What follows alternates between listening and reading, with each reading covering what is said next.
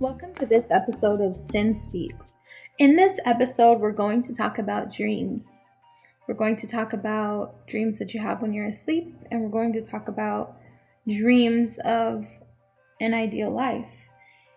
Now, when we're talking about dreams that you have when you're asleep, those are blessings. I know a lot of people that don't remember their dreams. That doesn't mean they don't have them, but they don't remember them. So having dreams and remembering the dreams is a blessing. You can consider that a message from the other side or a spiritual connectivity to your higher self or manifestations of your subconscious or unconscious mind. You can look at dreams in many different ways, but dreams have messages attached to them and they're fun. If you get dreams, I get dreams almost every single evening, and pretty much every night I have a dream and I remember it, and they're pretty fun. And I have a journal and I write down my dreams in my journal, and some of my dreams I'll call my friends and I'll be like, you guys, I don't know what this dream is about, but it's hilarious because it's so extreme and it makes no sense, or it's really funny, or it's just clear. Sometimes my friends will help me decipher my dreams, and some dreams I keep to myself, and I try to write them in the journal almost every time. I'm not perfect, but the reason for that is because so many times I've had dreams and then they came true, and then I couldn't even compare notes because I forgot about the original dream, like the details of it. So I write them down now, and a lot of the times the dreams that I have don't literally come true. Like, the people that are in the dreams don't literally, like, it's not deja vu every single time. But sometimes there are messages in the dreams for me. Sometimes the dreams are about things that I really do want deep down. Sometimes those are things that aren't healthy and things that I need to release my attachment to. Other times it makes me realize things that I didn't know. Sometimes I'll dream about a person and I'll be like, oh, I didn't even realize that I kind of liked that person, or whatever it is. Like, it just brings more awareness either with your spiritual self, or sometimes people believe that dreams are messages from the other side or from spirit world. I think it's probably a combination of things, but regardless, they're fun. And if you don't already have one and you're somebody that gets dreams often, I would suggest a dream journal. I have a journal specifically for my dreams and then the things that I'm working on manifesting. And that for me is a way to go back and reference those as far as dates and times and everything for when I asked for something and then when it came into my world. So for you, it might help. Also, it's hard to remember all the details of a dream days and days later. So it's easier if you just write it down as soon as you wake up. And so you can reference it in a future date. That's different from a regular journal. That's different from my working journal. I have a journal that I work with and I take notes throughout the day or thoughts. I have a journal that I put my ideas that I have that I haven't yet had the time to bring to life. I have a specific golden notebook for my golden ideas, but I have a dream journal. So I think that will help you if you get dreams and you forget them, like most people do. Write them down first thing in the morning and spend time with it, because sometimes those dreams are meant to teach you something and you can learn from them.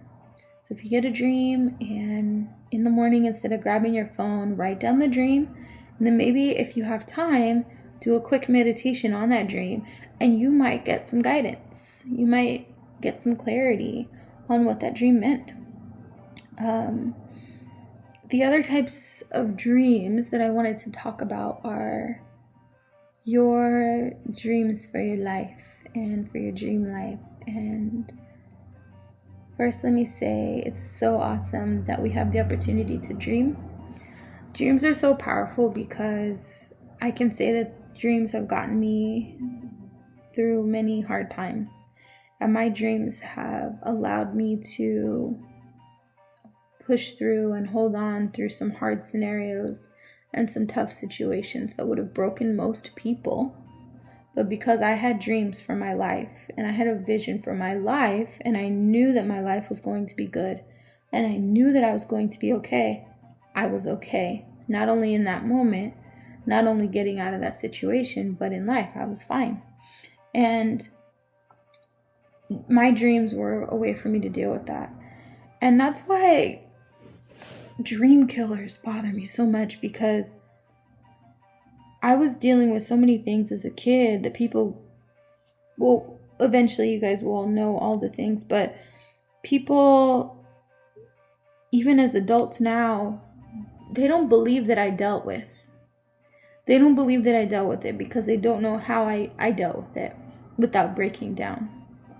And what helped me sustain through those scenarios was my dreams. Like, it's not going to be like this forever. I know that my life's going to be okay. Like, I had to hold on to that in the middle of trauma while I was dealing with it and while I was recovering from it. Like, I had to cling to the fact that my dreams might come true, and that was enough for me.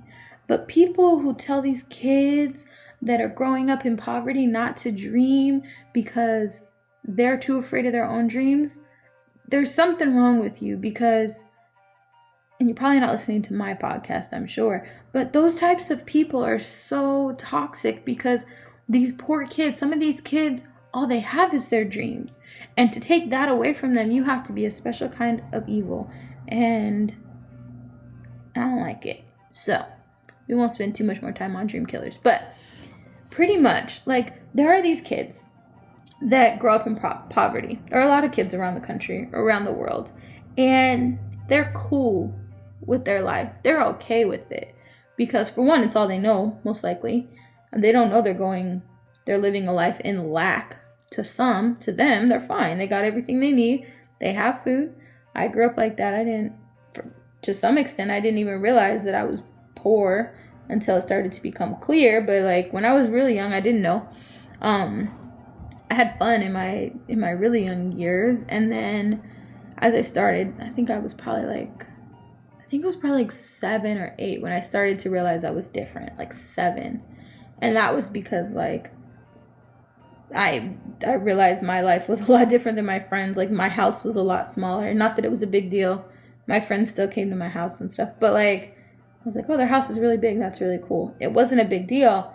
But when I started to realize that I didn't get the same opportunities because I wasn't as wealthy, that's when I started to pay attention. Like, oh, okay, I'm going to have to work twice as hard. But it still wasn't something that I got stuck in. And I wasn't stuck in it because I believed that I could change my reality. And I believed that from a young age. And had somebody that was close to me, say my mother or somebody, told me something that broke my spirit at a young age, I probably wouldn't be where I am today. Nobody ever told me, Cynamon, like, if my mom had told me something crazy like that, like, you're not going to be successful, so don't even try. Had my mom said that to me probably once, it probably would have broken me to a point where I stopped trying forever. So, parents, like, you are so critical and crucial in the dreaming process for your babies. Like, encourage them to dream. Encourage them to use their imaginations. Encourage them to have fun. Encourage them to explore who they are. Encourage and support that, because you are so important to their future. Some of you guys may know me and my mom. Like, we've been through a lot, and she wasn't a perfect mother. She was a teen mom, but she did her best, and she never, ever, once, ever told me that I couldn't do something. Ever. And there were some things I probably shouldn't have done, like, but because I wasn't great at them. But my mom was not going to be the one to tell me that. And for that, like, I thank her, because she did her best. And that's one thing that she did. She never killed my dreams. Not once. Not once did she say, we're poor. I don't know what to tell you. She tried her best. She really did. So think about that as you're parenting these babies. Like, even more valuable than the toys that you can give them, and even some of the fun experiences, like going places to Disney or whatever. Like, you are speaking life into these babies. And if you're a parent and you encourage your baby to dream, like, I commend you. I let my little guy dress up in his little Power Ranger uniform and wear it wherever he won't let me call it a costume because it's not a toy, it's serious business. I'll let him wear it out. I don't care, because that's what he wants to do with his little soul, and that's what makes him happy. And if my kids are like, Mom, I made up this song, can I sing it to you? And they sing it to me with their heart, I'm giving them all the love. Like, you did amazing, good job. I'm hyping them up. I'm their biggest fan, because I've seen what happens to adults that have parents that crush their dreams, and it is sad. So if that's you and your parents crushed your dreams, I'm sorry. You don't have to believe them. It's never too late. You can still follow your dreams. But also remember that when you're raising your kids, you don't have to do what your parents did. You can take all of the good things that your parents did, implement those, and then decide on the bad things. Don't implement what hurt you. Don't do to your kids what hurt you just because that's what your parents did. Your parents aren't perfect either. They made mistakes. So make sure you learn those lessons and you grow from it, and you don't do the things and hurt your kids like your parents hurt you, because our dreams are sometimes all we have. And especially if you come from poverty or you come from the hood, like, you know that your dreams are all you have sometimes. And for somebody to take that away from you, that's the worst thing you can do to somebody. So never, ever, ever be somebody that speaks down on somebody else's dream. Love on them, support them. We are all in this together, and remember that as you're going through your journey, to support one another and dream. If you have a dream, go for it. If you had a dream as a kid and you were too afraid, go for it. Try it. If for nothing else, for the fun of the creation process, but just go for it. Try it out and see. And you really just never know. So I encourage you to be a dreamer forever and ever and ever. As always, add me on Instagram at Cynamon Voe. Tag your friends and family. Tag your favorite dreamer. Make sure you leave comments and all the things so I can correspond with you on the progress of this podcast and growing it. But let's grow together. Until next time.